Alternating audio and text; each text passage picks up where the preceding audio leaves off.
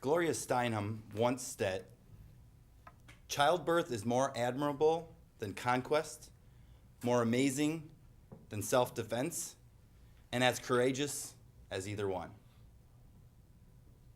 Fellow Toastmasters, Mr. Toastmaster, most welcome guests. Today I decided to tackle a topic that you would think that a man would not be tackling. But I had a moment of clarity this morning as I started to think more about the speech that I put together. It's Mother's Day this Sunday. It was a perfect topic to put together.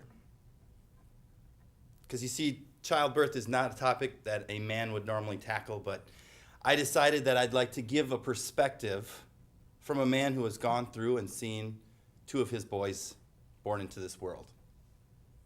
My oldest son's name is Micah, and I would like to take you through the journey leading up to his birth, during his birth, and a few days after. It all started in November of 2011.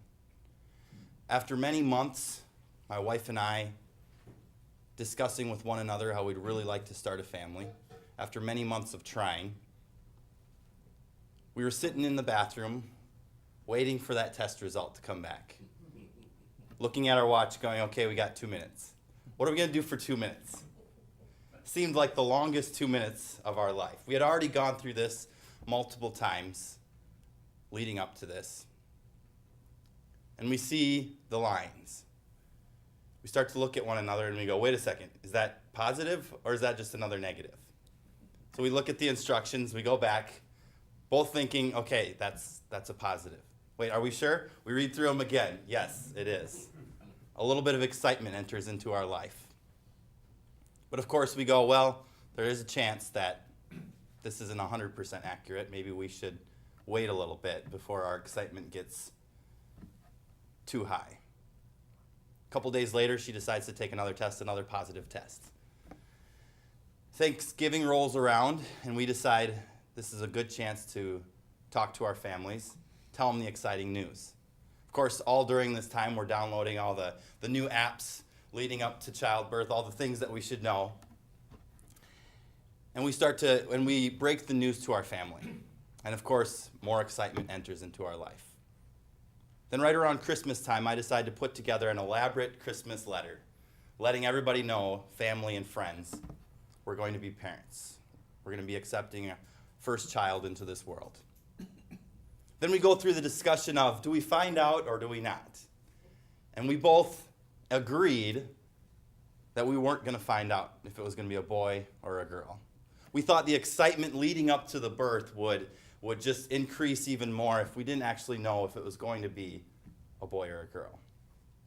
We find out that the due date is going to be July 30th, 2012. In the months leading up to that, we go through all the different weeks and all the different things that are going to be happening, all the different changes in my wife's body. We compare the size of our baby to different sizes of fruit. After a while, you just kind of drop that because my wife starts to talk about how she feels like she's carrying around a watermelon. But the excitement continues to build.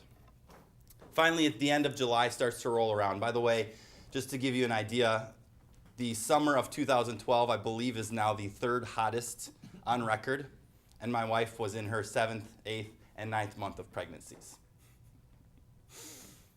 The excitement continues to build. July 30th rolls around, and nothing happens. July 31st, nothing. August 1st, nothing.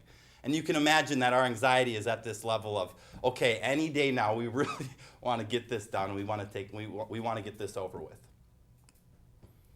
Finally, August 3rd rolls around, and the excitement comes to its peak. It's that evening, my wife starts to feel her first contractions. And of course, we as first-time parents don't really know how to react. So we give a phone call to the hospital. What should we do? Well, how close are the contractions? What's happening? How does she feel? How is she doing? You guys just stay home for a while. 11 o'clock rolls around. We call again. Do you guys think you could maybe stay at home, rest for a little bit? Rest? Are you kidding me? But we go up into bed. We have some nice conversations. I fall asleep. 1 a.m., 1:30 rolls around, and I wake up to my wife holding her stomach and wincing in pain. We make another phone call. Nope, just stay there. Finally, 3 a.m., I call them up. We are on our way. We are coming. Okay, we'll prepare the room. We get there and all the excitement starts. We get checked in about 5 a.m. And finally, about 8 a.m., a lot of the excitement is building to its peak. And it's just me and a nurse in the room. The nurse looks at me and she goes, "Hey, would you mind helping me for a minute?" I take a step back. With what? I'm just going to stand right here by my wife's head, and I'm going to encourage her. Well, I just want to try something. And she encourages me, here, just hold back her leg. We're going to try a couple of pushes. But during that time, I saw some concern on her face. She didn't show much, but the heartbeat was not coming back. Every time that she would push, the heartbeat would take quite a while to come back. Finally, she walks over to the wall, pushes a button. Could I have a little bit of help in room? And I don't remember the number of the room. Just as calm as possible. And all of a sudden, a bunch of people start rushing into the room. We see the lights come on. We see the doctor comes in. And I got to see this beautiful process of the head crowning as my wife started to push. I got to see as the doctor had to reach in and untangle the cord from his neck. That's why the heartbeat wasn't coming back.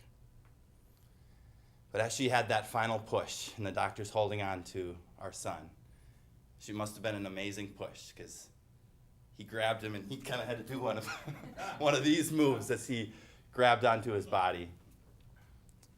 And not long later, I hear the first cries of my son, Micah, born. That was the perfect moment of joy, peace, excitement. I had just entered into fatherhood. Then, of course, we went through the days at the hospital of getting used to feeding him, getting used to taking care of a human life. And after a couple of days there, they look at us and they say, "All right, it's time to go home." We get home. We set him on the ground. We both sit down on the couch as he's peacefully sleeping, and we look at each other and we go, "Okay, now what?" The great news is he is 5.5 years old today. We have successfully raised him and our youngest son, Caleb, who is 2.5. Yes, we know we have many, many years ahead of us, but the experience was amazing and unlike anything that I have ever experienced. I give people advice today, but the main thing that I reiterate to them is that each experience is unique and that the childbirthing process from conception to birth is a beautiful gift from God that should be enjoyed and celebrated. Mr. Toastmaster.